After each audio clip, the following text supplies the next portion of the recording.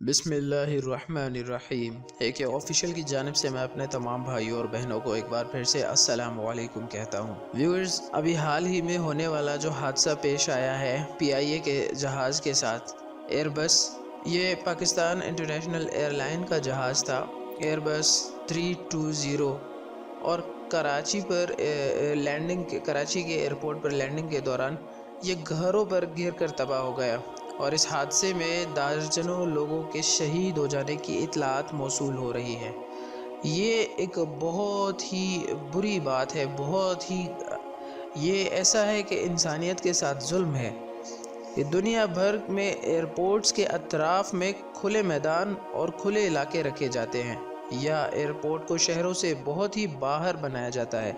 لیکن ہمارے ہاں ایئرپورٹس کے ارد گرد گھر اور انسانی آبادی ہوتی ہے، شہر اور کالونی ہوتی ہے۔ پلاٹ اور زمینیں بیچ کر یہ ایسی مارکیٹنگ کرتے ہیں کہ ایئرپورٹس سے صرف 2 منٹ کی دوری پر لوگوں کی جانوں کو خطرے میں ڈالا جاتا ہے۔ دوستو، کراچی میں یہ جو جہاز تباہ ہوا ہے،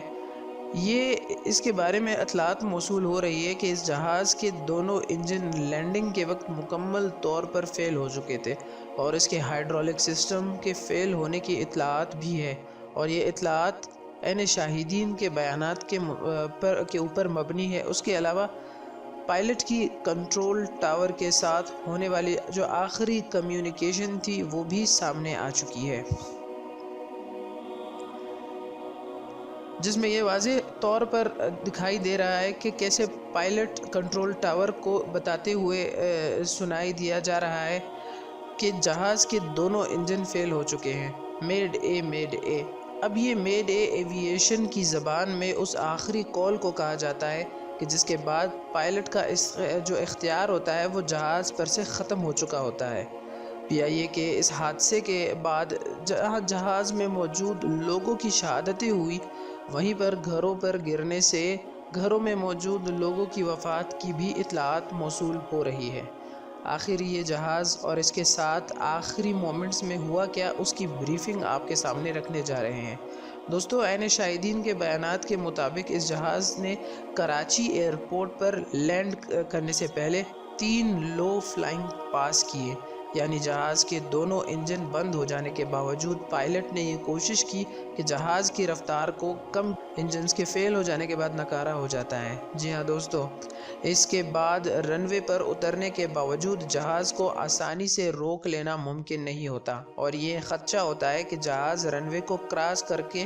ایئرپورٹ کی حدود یا آخری دیوار سے جا ٹکرائے گا۔ اسی لیے پائلٹ نے ہوا میں ہی کوشش کی کہ دونوں انجنز اور لینڈنگ گیئر کے فیل ہو جانے کے بعد جہاز کی رفتار اس قدر سلو کر کے رن وے پر اتارا جائے کہ بریکس لگائے بغیر وہ جہاز رن وے پر رک جائے اور ایئرپورٹ کی حدود کو پار کرتا ہوا دوسری جانب نہ نکل جائے۔ اسی کوشش میں پائلٹ نے مکمل ایئرپورٹ اور مکمل علاقے کے اوپر 3 لو فلائنگ پاس کیے، یعنی جہاز کو ویسے ہی 3 چکر دلوائے کہ جہاز کی رفتار سلو ہو، اور اس کے بعد جہاز رن وے پر جو کریش لینڈنگ ہوتی ہے وہ کی جا سکے، لیکن آخری چکر کے دوران جہاز رن وے پر اپروچ ہی نہ کر سکا۔ یہ بدقسمتی تھی اس جہاز کی، اس پائلٹ کی اور اس میں بیٹھے تمام مسافروں کی کہ آخری چکر کے وقت جہاز رن وے کو اپروچ نہ کر سکا، اور رن وے سے صرف 200 میٹر یا 30 سیکنڈ پہلے یہ جہاز گھروں کے اوپر گر کر بری طرح سے تباہ ہو گیا۔ دوستو، اس حادثے میں جہاز کی رفتار سلو تھی۔ جی ہاں، جہاز میں جو پائلٹ موجود تھا وہ کوشش یہ کر رہا تھا کہ وہ جہاز کی رفتار کو کم کرے، اور رفتار کم کرنے میں پائلٹ کامیاب بھی ہو چکا تھا، لیکن رن وے پر اترنے میں جہاز کامیاب نہ ہو سکا۔ جہاز کی جو رفتار تھی وہ بہت کم تھی، اسی وجہ سے جہاز کے اندر موجود کچھ مسافروں کے زندہ بچ جانے کے اطلاعات بھی موصول ہو رہی ہیں۔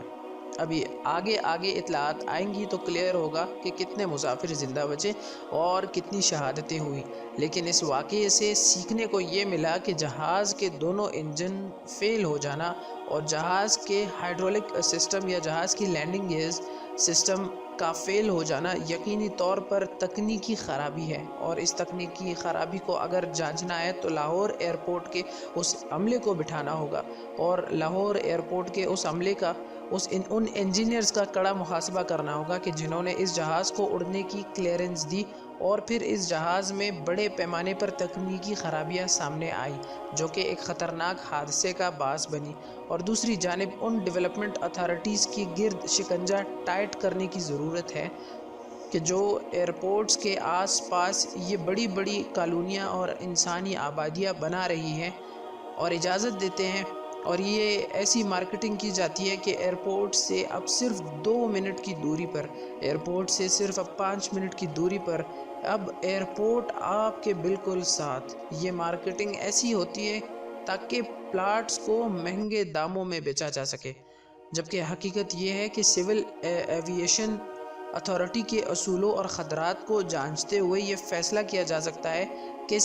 جو ایئرپورٹس کے اطراف ہوتے ہیں، یعنی ایئرپورٹ کے ارد گرد میں آبادی کا نام و نشان نہیں ہونا چاہیے۔ دنیا بھر میں آپ کسی بھی نامی گرامی ایئرپورٹ پر چلے جائیں، کسی بھی بڑے شہر کے ایئرپورٹ پر آپ چلے جائیں، آپ کو ایئرپورٹ شہر سے 1 گھنٹے کی مسافت پہ ملتا ہے۔ آپ کوالالمپور چلے جائیں،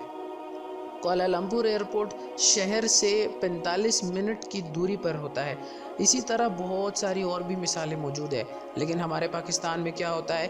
کہ کراچی ایئرپورٹ پر رن وے پر اترنے سے پہلے آپ کے نیچے ماڈل کالونی ہے، اور Lahore airport per take of کرتے ہوئے آپ کے نیچے جوڑے پور ہوتا ہے۔ ایویشن کی تاریخ اور سول ایویشن کی تاریخ یہ بتاتی ہے کہ دنیا میں میکسیمم ڈیزاسٹرز یعنی حادثات جو